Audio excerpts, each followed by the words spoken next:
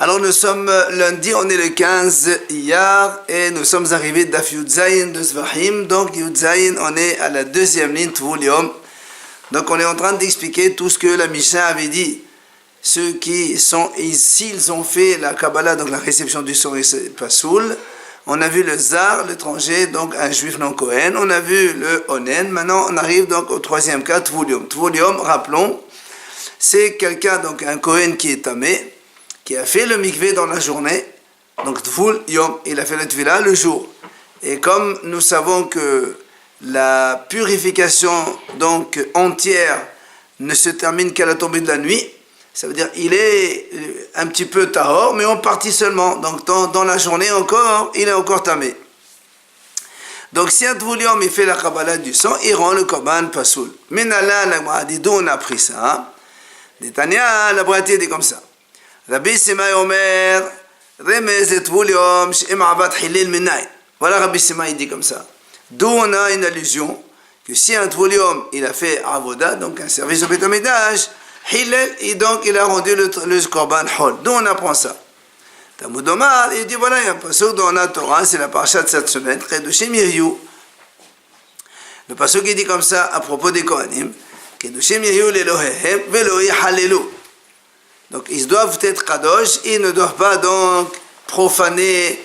Il parle ici bien sûr des Kohanim qui sont tamés, c'est-à-dire car quand ils sont tamés, ils n'ont pas le droit de donc, profaner les korbanot. On comprend de là qu'un tamé, il n'a pas le droit de faire les services, sinon il rend hol. Ah, l'Agma dit,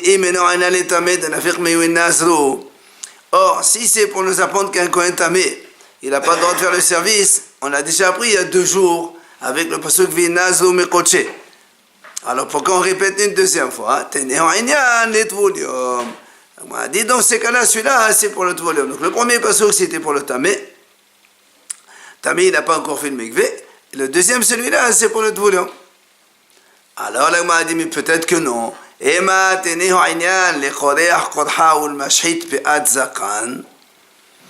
dit peut-être que puisque la Torah là-bas elle parle de elle dit ça veut dire un Kohen il n'a pas le droit de faire donc détruire sa barbe complètement ou bien de faire s'arracher les cheveux pour un mort. Ici il fait ça donc il rend le service hol. Peut-être que c'est de ça qu'on parle puisque le pasteur lui-même il parle de ça. Tvul Yom de Ma'avad b'mita min Allan. D'où tu sais que c'est un Tvul Yom donc qu'on parle de ça et que donc si il a fait le service, il est Hayab Mita comme un tamé. Alors, on répond des Gamar Hilul Hilul Meteruma. Il a dit parce qu'on a fait Xera Shava avec le mot de Hilul dans la Trouma. Dans la Trouma, c'est marqué Umetubo ki Halelu. Et ici, il y a marqué Velo Halelu. Ici, on a vu donc le passage Velo Halelu. C'est-à-dire dans la même façon que dans la Trouma. On sait que celui qui est un Kohen tamé, il mange un trouma, il est Hayab Mita. Alors, là aussi, donc, un Tvul Yom, que s'il fait le service, il est Hayab Mita. Parce que là-bas, il y a marqué Umeto Voki Halelu, dans la trouma. Et ici, il y a marqué Umeto, mais on apprend que c'est le Halelu, c'est donc le Mita. Alors, l'Agma a dit comme ça, comment on apprend? Des faciles de trouma, mais Hel Avoda. De là, facile de trouma, là, mais elle avoda. C'est-à-dire celui qui rend la trouma pasoul. Donc, Tvul Yom, on sait qu'il rend la trouma pasoul.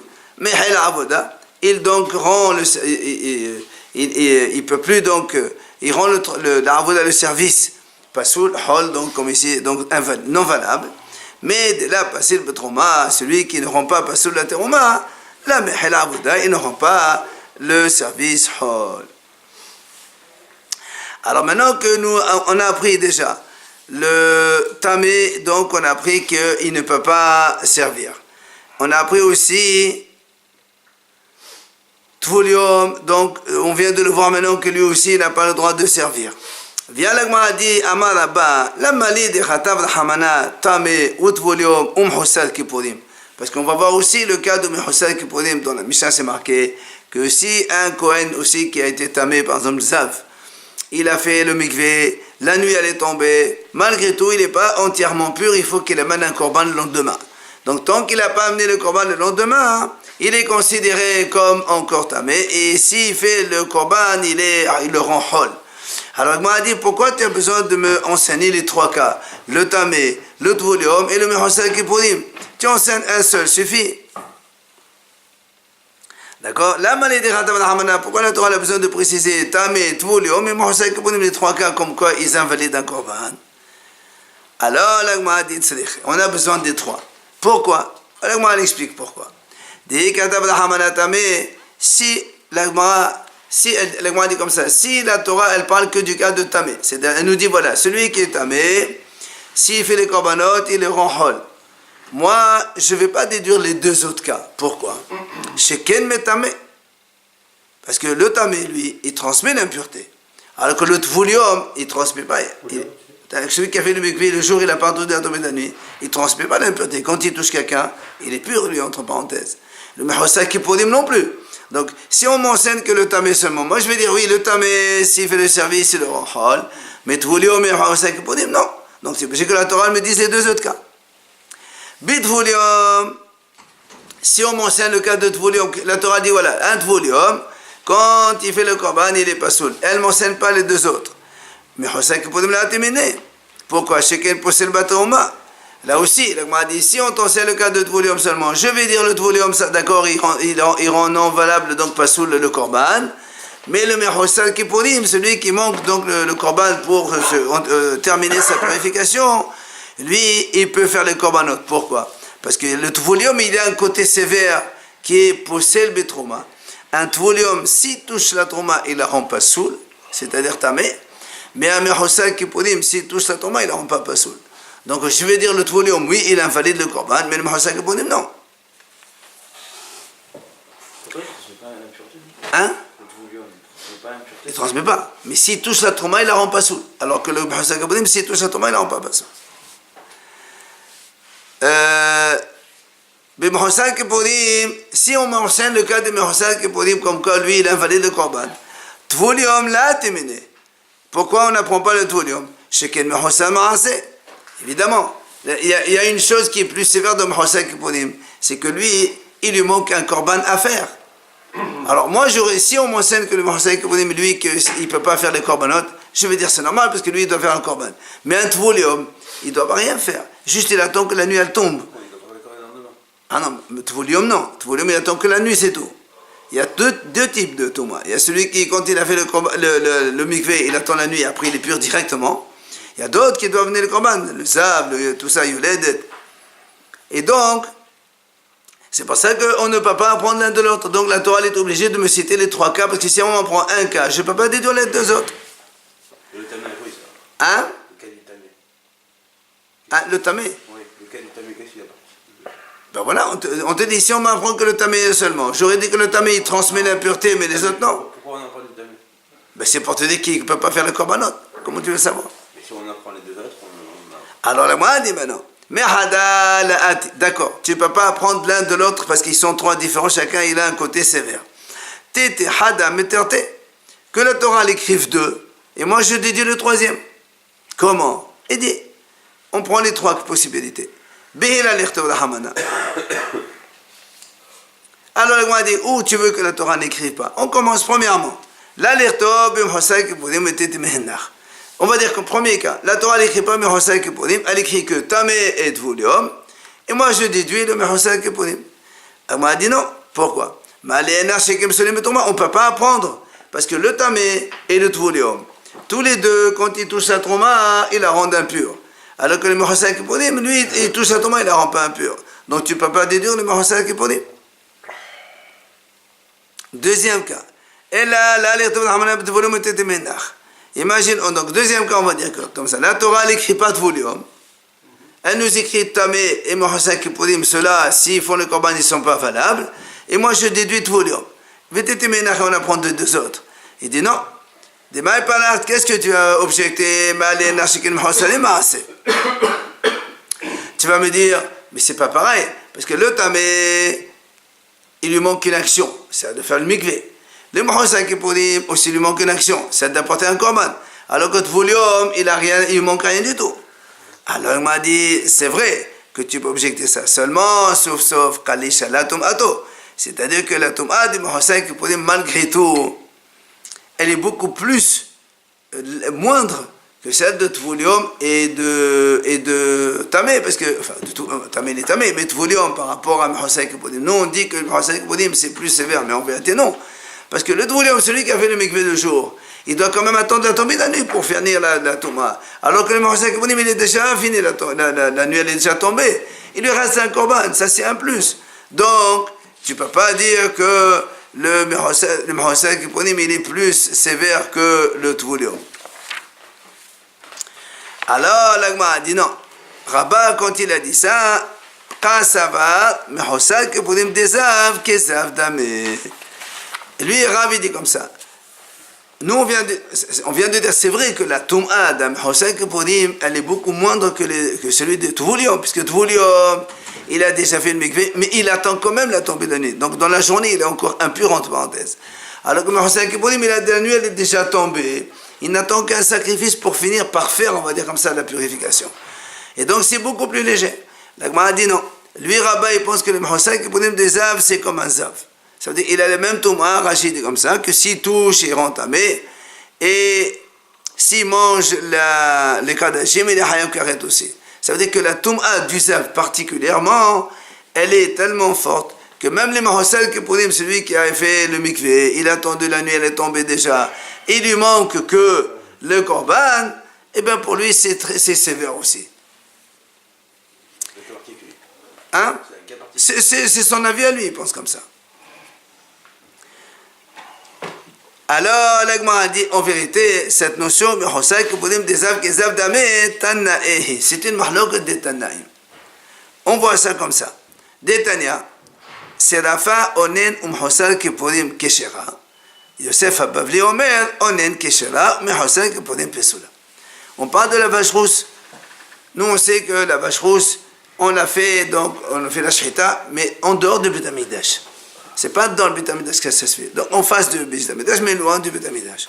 Il dit ici, maintenant, le Kohen qui brûler la vache rousse, c'est obligé que ce soit un Kohen qui le fasse. Alors, il nous dit la braïta comme ça. Si Onen, il brûle la vache rousse. Onen, c'est quelqu'un qui a perdu notre chair, il n'a pas encore enterré. Ou bien, Mehosal Kippurim. Quelqu'un qui est donc tamé, un Kohen tamé, et il a fait le mikvé, la nuit, elle est tombée, mais il lui reste un korban à amener le lendemain. Il n'a pas encore amené ce korban et il a brûlé la vache rousse. La braïta, Tanakama, dit, c'est kasher quand même. On va voir pourquoi. Yosef Habavli Omer, Yosef Habavli dit non, il est holek. Il dit pour le onen, keshera, je suis d'accord. C'est-à-dire un onen, donc un kohen qui a perdu notre chair, il a fait la vache rousse, il a brûlé, c'est pas grave. Par contre, Mehosal Kippurim, pesola. Si c'est un Mehosal Kippurim qui a brûlé la vache rousse, lui il dit que c'est pas soul, donc la vache rousse elle n'est pas valable. On a donc Tanakama dit, le Mehosal Kippurim qui brûle la vache rousse, c'est kasher, et Yosef Habavli lui dit non, c'est pas soul. Alors là m'a dit, c'est quoi la mahloket? N'est-ce pas que moi ça va Mehosal Kippurim desav, kezav damé, ou moi ça va là où kezav damé? Donc tu vois bien qu'il y a une mahlok ici. C'est quoi la raison? N'est-ce pas que il pense que Mehosal Kippurim, donc du zav, il est encore tamé comme un zav. C'est pour ça que la vache rousse, elle est pas soul. Et l'autre, il dit non, Mehosal Kippurim, c'est comme tous les autres Mehosal Kippurim. Et donc la Tum'a, elle est très très légère. C'est pour ça que s'il a fait le korban, la vache rousse, c'est kasher. N'est-ce pas que c'est une mahlok de Tanaïm? Alors la Gemara répond là. Et elle lui dit non, monsieur. Selon tout le monde, c'est comme un zav. C'est-à-dire que la Mehosal Kippurim, il est encore tamé. Ah, dans ces cas-là, pourquoi le Tanaï Rama, il a dit que c'est kasher? Il dit voilà le problème. Ici, tous les deux discutent d'un autre sujet. C'est quoi le sujet? Dirti, c'est marqué à propos de la vache rousse.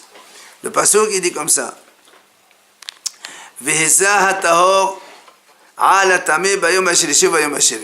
Nous on sait que comment on fait avec la vache rousse? Donc les cendres, on les mélange avec de l'eau, d'accord, de l'eau vive. Après, on donne au Kohanim chacun un flacon. Et quand un monsieur il est tmémet, donc impur par un mort, le Kohen il fait une aspersion. Donc il prend une branche, il trempe dans l'eau, il fait une aspersion le 3e jour et le 7e jour. La Torah dit comme ça, Veheza hatahor ala tameh. Donc le Kohen qui est tahor, il va asperger sur cet individu qui est impur. Bayom hashelishi, bayom hashavet, 3e jour, 7e jour, donc c'est pas grave. Alors le Gemara dit, Veheza tahor. Miklal sheho tameh. Pourquoi la Torah précise Veheza hatahor ala tameh? Alors que juste le passage qu'avant il dit, comment ils font la purification? Il y a marqué Vetaval bamaim ishtahor. Vetaval bamaim, c'est-à-dire donc il va tremper la branche dans l'eau. Ishtahor, donc un Kohen qui est tahor. Et après, il dit Veheza, il va asperger. Si tu m'as dit au début le Kohen il est tahor, tu n'as pas besoin de répéter Veheza hatahor. Tu ne peux pas dire le Kohen tahor, il trempe la branche dans l'eau, et après tu continues. Et le tahor, il va asperger. Tu as déjà dit le Kohen tahor une fois, pourquoi tu répètes? Alors on m'a dit Mikelal, shehu tameh. Ça veut dire quoi? Est-ce qu'il est tameh lui? Et on m'a dit Limed at volume shekashet bapara. De là on apprend. Pourquoi la Torah dit 2 fois tahor? C'est pour nous apprendre que Tvulium, justement, il est caché pour la vache rousse. C'est les Haramim qui ont dit ça. Un Tvulium, c'est-à-dire un Kohen qui a fait la Tvila, mais qui n'a pas encore attendu la tombée de la nuit. C'est par exemple un Kohen qui est tamé. Il a fait la Tvila à 2h de l'après-midi. À 3h, il peut aller brûler la vache rousse, lui, c'est pas un problème. Ça, c'était une grande marloque entre les Béni Israël et les Hacham, les sages d'Israël et les Sadducéens, que eux, ils disaient non, c'est pas vrai. Et à cause de ça, d'ailleurs, que quand on faisait une vache rousse, on faisait exprès. On rendait impur le Kohen qui va le faire la vache rousse, on le rendait impur sur le champ devant tout le monde. Après, il va au mikvé, il revient et de suite il fait la vache rousse. Comme ça, on montre aux yeux de tous que chez nous, la halakha Tvolium, il peut faire la vache rousse.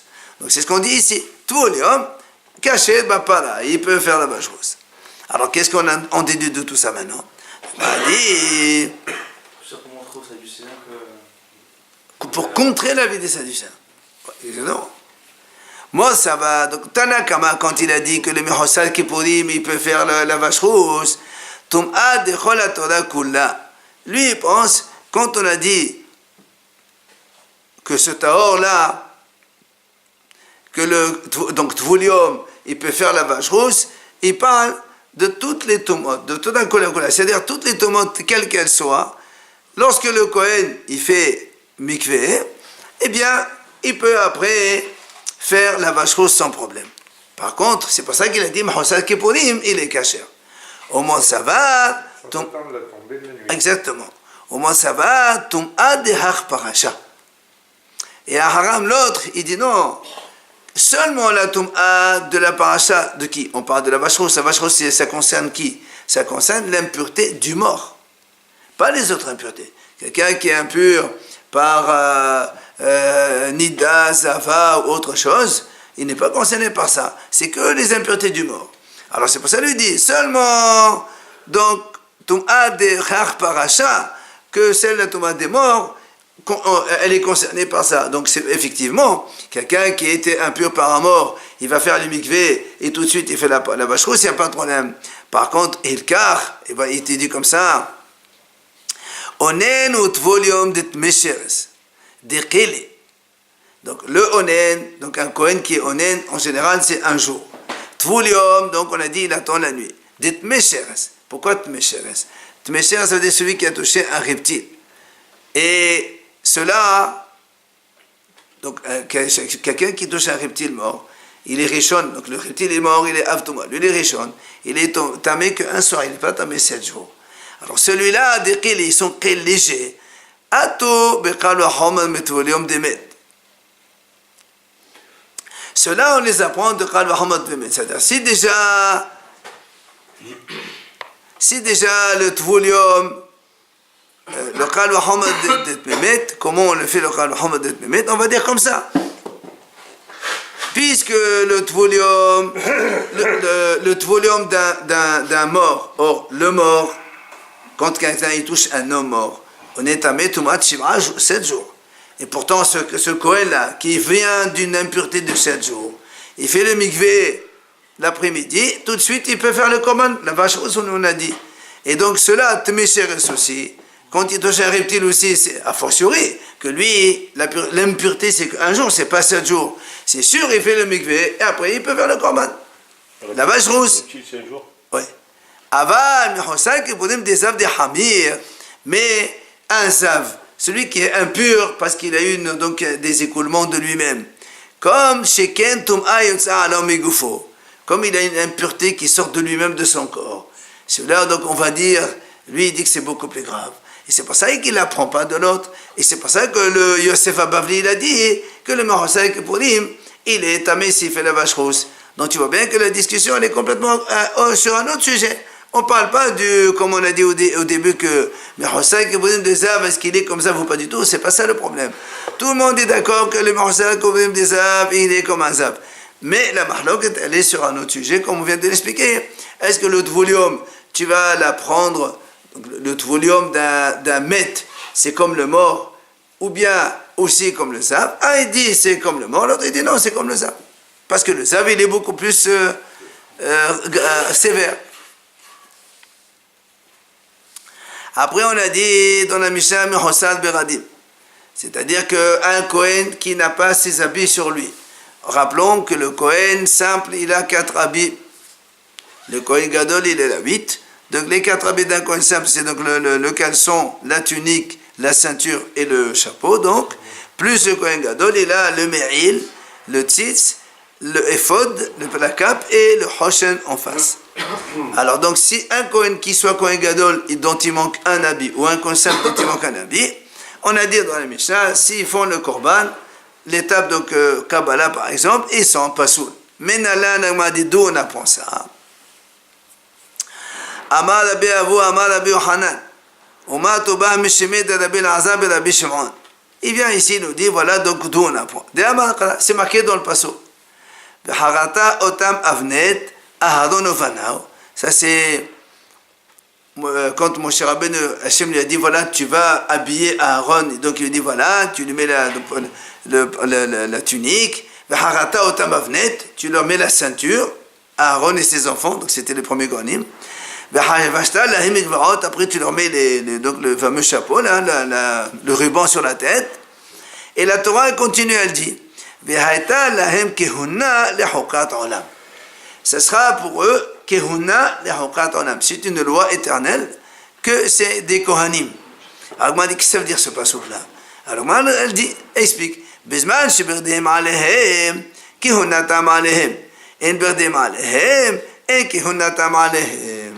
C'est-à-dire, si la Torah dit, la Torah est comme ça, ve'ata lahem kehuna, quand il a fini de les habiller, ils seront des Kohanim. Ça veut dire quoi? Alors, on déduit, c'est quand ils ont leur habit sur eux, alors ils ont la kehuna sur eux. Mais s'ils n'ont pas leur habit sur eux, ils n'ont pas la kehuna. Donc c'est pour ça que s'il n'a pas la kehuna, donc il ne peut pas servir. S'il sert le korban, il n'est pas valable. Alors on m'a dit, très bien la réponse. Hein? Mais il n'a pas les habits, mais c'est un Kohen. Oui, c'est ce qu'on est en train de dire. Il est obligé de manger la trouma. C'est ce qu'on est en train de dire. Et non, on ne parle pas de trouma, c'est pas un service. On n'a pas de service dans le Beth Amikdash. Et justement, le passage il dit, pourquoi il dit Ve'ata lahem kehuna? Hachem dit à Moshe, tu les habilles et alors ce sera des Kohanim. C'est-à-dire qu'ils peuvent faire les sacrifices uniquement avec leurs habits. Absolument. Mais tout le reste, ils ont ces obligations, les tourmas. On ne parle pas du reste, on parle des Korbanot ici. Ah ouais. On parle que des étapes du Korban. On a dit si un Kohen n'a pas les habits, il fait le Korban et le Korban il est hal. C'est ce qu'on est en train de dire. Donc on a conclu que celui qui n'a pas ses habits sur lui, il n'est pas saoul. Enfin, le Korban il n'est pas saoul. Comment tu dis qu'on apprend ça d'ici? Mais attends, on a pris ça d'ailleurs déjà. Le ou d'ailleurs. Détania, il y a une bretta qui dit.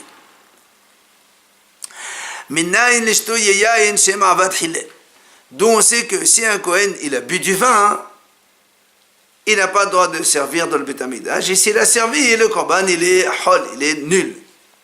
Talmud Lomar, il dit voilà, il y a un pasuk, c'est clair, c'est marqué dans la paracha de Shemini là-bas.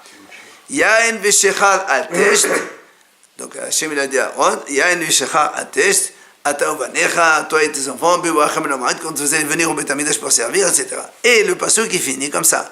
Ou la Havdil, Ben HaKodesh ou Ben HaChol.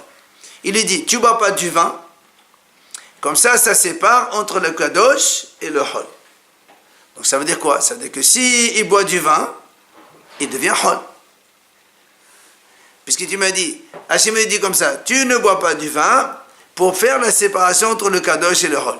Ça veut dire que si tu bois du vin, ben tu ne peux plus faire la séparation, ça devient Hol.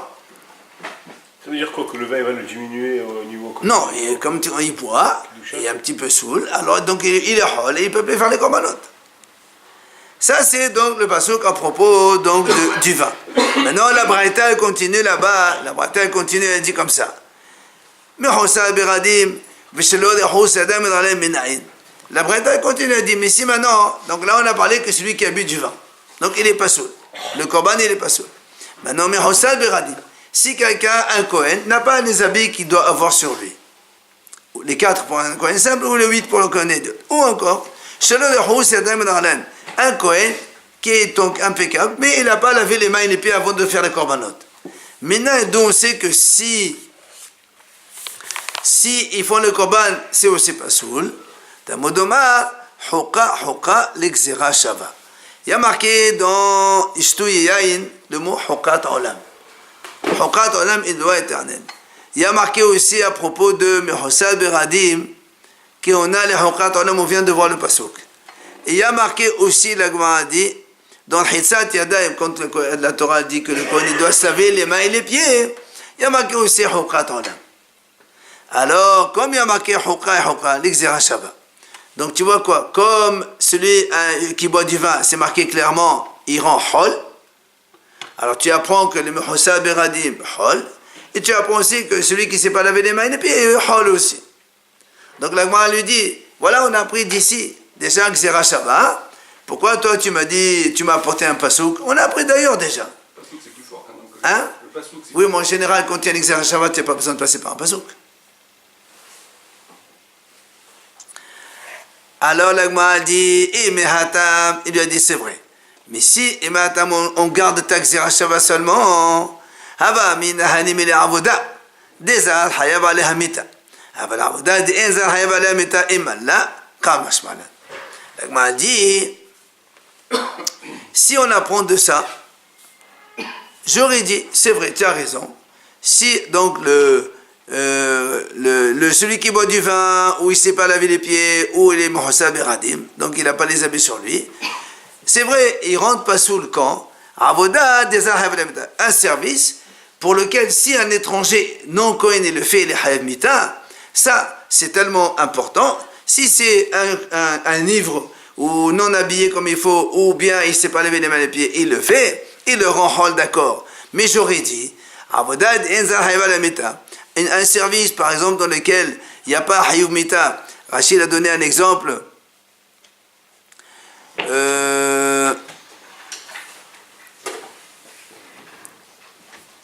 Quand est-ce qu'il y a Hayuv Mita? Seulement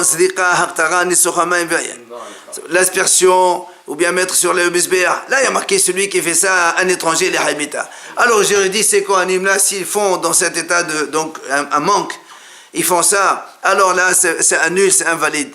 Mais d'autres avodas, comme par exemple, des Kabbalah, Holacha, que si un étranger le fait, il n'y a pas Haïmita. J'aurais dit, si un Kohen, il fait ça, même s'il n'a pas les habits, même s'il ne sait pas lever les mains et les pieds, même s'il n'a pas les Mahousa Kipunim, eh ben, c'est pas grave. J'aurais dit comme ça. Parce qu'ici, on parle que va mettre au Mita. Et le vin, c'est quoi? Kamash Malad, 2 secondes. Kamash Malad, c'est pour ça que j'étais obligé de prendre notre pasouk à nous, le premier. Ve'ata la'em keonat olam, à propos des habits. Et de là, il n'y a pas marqué là-bas Meto, il n'a pas Mita. C'est-à-dire, dans tous les services, un Kohen qui n'a pas ses habits sur lui, parce que comme la Shem l'a dit, Keona le Hokat olam, s'ils sont Kohanim, alors c'est valable. S'ils n'ont pas les habits, ils ne sont pas donc des Kohanim, c'est pas valable. Donc c'est pour ça que j'ai besoin de mon pasouk. Et donc, je n'ai pas, donc la Xera Shava que tu m'as amenée, elle est bonne, mais seulement je peux me tromper, je fais une autre analyse avec ça. Là, au niveau du vin, c'est quoi? Il y a une quantité ou? Marqué de l'époque, du vin de l'époque. Ah ouais, Alors la Gemara dit très bien, Ashkehan Mehosa Beradim.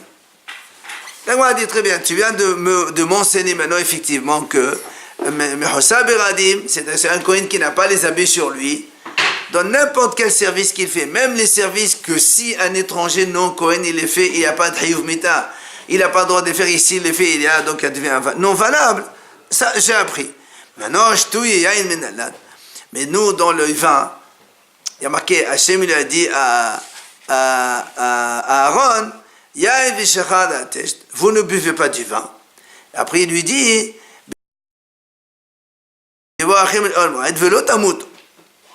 ça veut dire que si vous buvez du vin et vous venez servir, hayabita.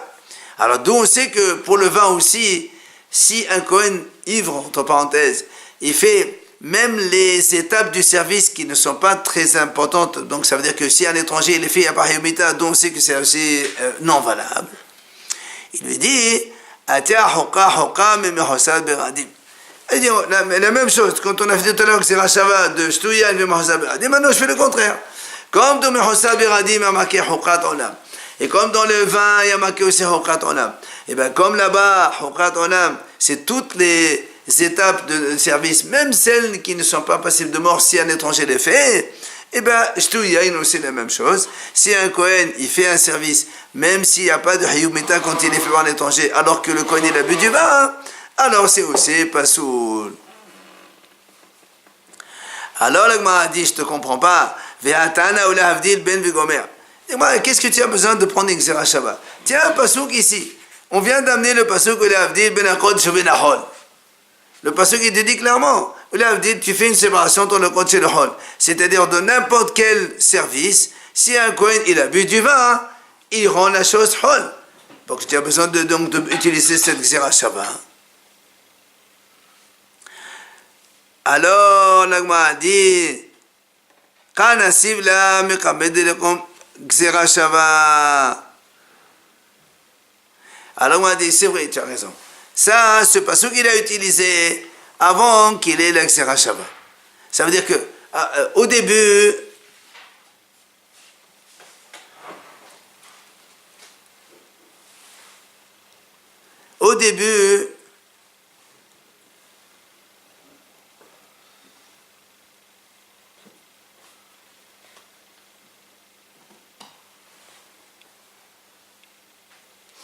c'est ça. Au début, le Tana, il nous a amené le pasouk. Maintenant qu'il a vu qu'il a eu avec une Xera Shava, on arrive donc à la conclusion comme quoi celui qui n'a pas les habits, eh bien, il n'a pas le droit de servir. Ici, il fait n'importe quelle étape du Korban, ça ne le rend pas sourd. Effectivement, il a dit, avant d'avoir cette Xera Shava, j'avais besoin du pasouk. Maintenant, j'ai le Xera Shava, j'ai plus besoin de pasouk, c'est vrai, il le dit. Alors, l'Agma lui pose une question, Vehatana, Mehosa Beradim, Hu Dekayalif, Mishtuyayin. L'Agma dit, je ne comprends pas. Jusqu'à présent, nous, on apprend le Mehosa Beradim, Mishtuyayin. Ça veut dire que, comment on a appris que le Mehosa Beradim, celui, donc, un Kohen qui n'a pas tous ses habits sur lui, on a appris de Shtuyayin, donc, à partir du passage du vin. Tu m'as dit, il y a marqué là-bas, Hukat Olam, alors ici, il y a marqué Hukat Olam, donc, c'est fait que c'est Rachava avec les deux. Et maintenant tu me dis le contraire, ça veut dire que le Shtuyayin se l'apprend de Mehosa Beradim, puisqu'on vient de dire maintenant, d'où on apprend que Shtuyayin, même n'importe quel service qui n'est pas passible de mort pour un étranger, alors tu m'as dit on l'apprend de Mehosa Beradim. Tout à l'heure, nous on apprend Mehosa Beradim de Yain, maintenant tu fais le contraire. Alors l'Agma a dit, Hachiqam. Et on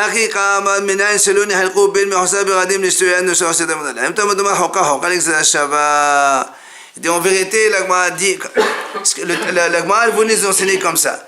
Elle dit, on a d'abord appris que pour le vin, c'est marqué là-bas Hayab Mita. Puisque là-bas, la Torah dit Velotamut. Donc les choses qui sont Hayab Mita, c'est assourd. Après, quand on a vu que dans les autres avodot, même quand il n'y a pas de Hayuv Mita, le Mehosa Kipporim aussi, il en rend non valable. Alors, on a fait aussi le Yain C'est dans toutes les étapes. En fait, au début, on a appris que seulement les étapes qui sont passibles de mort, s'il les fait, il les rend pas soul. Mais après, avec la Xera Shava, on est arrivé à la déduction que même les autres étapes du service, qui ne sont pas passibles de mort si un étranger les fait, aussi, s'il les fait, les Muhasab Beradim, il les rend aussi non valables. Donc du coup, maintenant, même avec Shtuyiyain, même même celui qui ne sait pas laver les mains et pieds, ou encore celui qui a bu du vin, alors on généralise à toutes les étapes du service, que s'il les fait, il les rend pas saouls. Voilà pourquoi on a utilisé les deux, dans les deux sens. C'est ce que l'Agma a dit. Mais il n'y a pas de différence.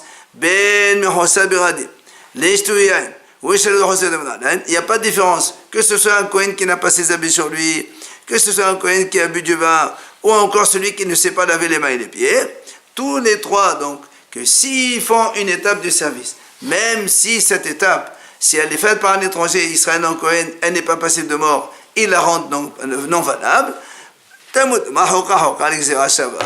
C'est de là qu'on a appris. Puisqu'il y a Xera Shava Hokra, alors on a fait dans un sens au début, et après on a généralisé dans l'autre sens à toutes les étapes du service pour dire que même donc les étapes du service qui ne sont pas passibles de mort si un étranger les fait, si un Kohen les fait, donc le Mehosab Begadim, ou les Shtuyen, ou il ne sait pas laver les mains et les pieds, alors lui aussi il n'est pas sous.